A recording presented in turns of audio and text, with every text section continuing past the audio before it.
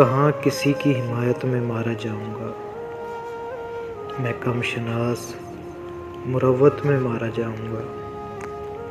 मैं मारा जाऊँगा पहले किसी फसाने में, फिर उसके बाद हकीकत में मारा जाऊँगा। मैं वर्गलाया हुआ लड़ रहा हूँ अपने खिलाफ।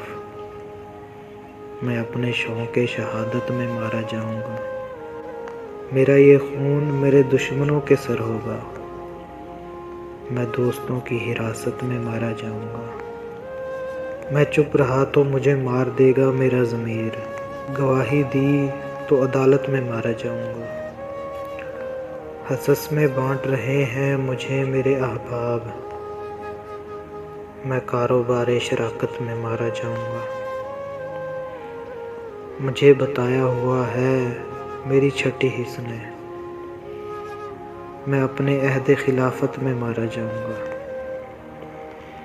बस एक सुलह की सूरत में जान बख्शी है, किसी भी दूसरी सूरत में मारा जाऊँगा। नहीं मरूँगा किसी जंग में ये सोच लिया। नहीं मरूँगा किसी जंग में ये सोच लिया। मैं अब की बार मोहब्बत में मारा जाऊँगा।